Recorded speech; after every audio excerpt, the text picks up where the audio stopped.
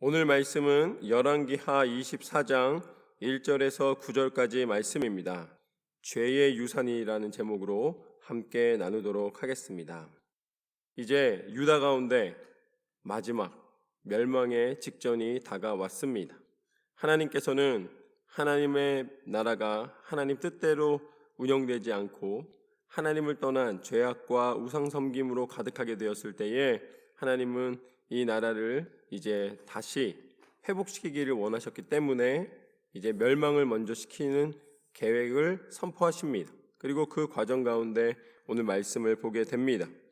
먼저는 1절부터 보면 여호야김 시대에 바벨론의 왕 느부갓네살이 올라오매 여호야김이 3년간 섬기다가 돌아서 그를 배반하였더니 여호와께서 그의 종 선지자들을 통하여 하신 말씀과 같이 갈대아의 부대와 아람의 부대와 모압의 부대와 암몬 자손의 부대를 여호야김에게로 보내 유다를 쳐 멸하려 하시니 이 일이 유다의 임함은 곧 여호와의 말씀대로 그들을 자기 앞에서 물리치고자 하심이니 이는 므낫세의 지은 모든 죄 때문이며.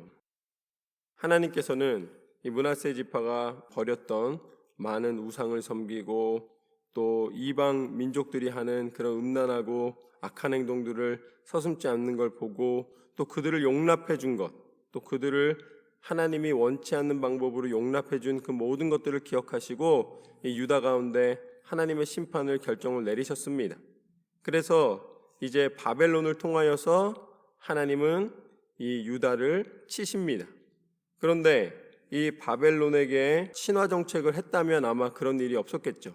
그런데 여호야김 왕이 배반을 하게 되고 유다가 끝내 여기에서 멸망을 당하게 되는 모든 일련의 사건들을 보면 하나님께서는 우리가 악한 길에 서 있을 때에 어리석은 자리에서 벗어나지 못하는 것을 잘 아신다라는 것을 보게 됩니다. 아마 우리가 하나님의 말씀대로 순종하면서 나간다면 어려움이 없는 게 아니라 어려움 속에서도 바른 판단을 하고 또 그 속에서 길을 찾게 되고 그 속에서 우리가 기다릴 수 있는 이 공간을 마련하게 되는 것입니다. 아무리 이 세상이 다 위험하다 할지라도 우리 스스로를 지킬 수 있는 것이 무엇인가를 생각하고 또 사람들이 가르쳐주는 거에 귀를 기울이고 하나하나 우리가 실천할 때에 보호를 받는 상황들이 있습니다. 그럼에도 불구하고 위험하지만 그렇지만 그 속에서 그래도 우리가 지혜롭게 나아갈 수 있는 길들이 있는 것처럼 우리가 깨어 있을 때에 그리고 또 우리가 성실히 그것을 지킬 때에 우리 안에는 이제 보호의 기회를 얻게 되는 것이죠.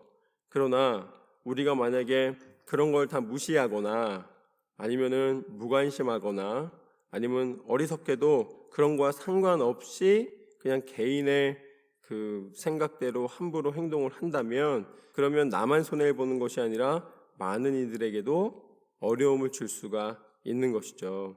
유다 같은 경우는 하나님이 기뻐하시는 일을 행하지 않았기 때문에 결국은 스스로 배반하고 스스로 멸망의 길을 걷게 되는 모습을 보게 됩니다. 4절부터 보면 또 그가 무죄한 자의 피를 흘려 그의 피가 예루살렘에 가득하게 하였음이라 여호와께서 사하시기를 즐겨하지 아니하시니라. 결국 잔인하고 또 분열하고 공격하고 사랑을 실천하지 못하는 것에 대하여서 하나님은 기뻐하지 않으셨다라고 오늘 말씀은 분명히 가르쳐주고 계십니다. 그렇기 때문에 여호야김의 남은 사적과 행한 모든 일은 유다왕 역대 지략에 기록되지 아니하였느냐. 여호야김이 그의 조상들과 함께 잠에 그의 아들 여호야긴이 대신하여 왕이 되니라. 애굽 왕이 다시는 그 나라에 나오지 못하였으니 이는 바벨론 왕이 애굽 강에서부터 유브라데 강까지 애굽 왕에게 속한 땅을 다 점령하였음이더라. 여호야긴이 왕이 될 때에 나이가 18세라. 예루살렘에서 석 달간 다스리니라. 그의 어머니의 이름은 느후스다요 예루살렘 엘라딘의 딸이더라. 여호야긴이 그의 아버지의 모든 행위를 따라서 여호와께서 보시기에 악을 행하였더라. 여기 보시면 부전자전입니다. 결국 이 여호야긴도 하나님 보시기에 악한 행동을 서슴지 않고 행하였다라는 것이죠. 오늘 말씀에 나와 있는 것처럼 아버지가 행하였던 행위대로 악을 행하였다. 결국은 하나님께서 기뻐하시는 것과 하나님이 기뻐하지 않으시는 것이 분명하게 나뉘게 됩니다. 하나님은 하나님의 가정이 부모로부터 자녀에 이르기까지 믿음의 세대로 견고하게 하나님 앞에 서기를 원하십니다. 어느 한쪽만 되면은 그러면 결국은 균형이 부서지게 돼 있어요. 그래서 우리는 가족 가운데 믿지 않는 사람들이 있을 때에 우리는 최선을 다하여서 그리스도의 사랑을 실천하고 복음의 능력을 증거하여서 함께 신앙생활을 할 수 있도록 노력을 하는 것입니다.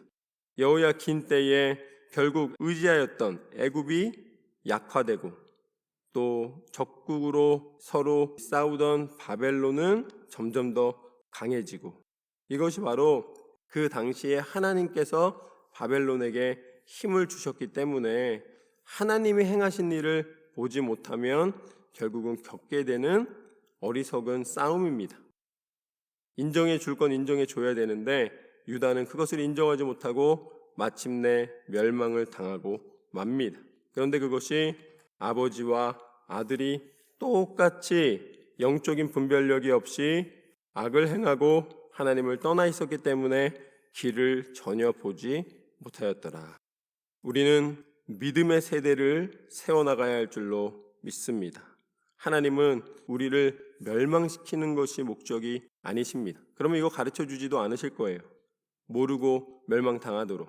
그러나 말씀을 통해 우리 가운데 가르쳐 주시는 이유는 부모로부터 자녀에 이르기까지 자자손손이 세대를 거쳐 하나님의 세대가 일어나기를 원하시는 줄로 믿습니다.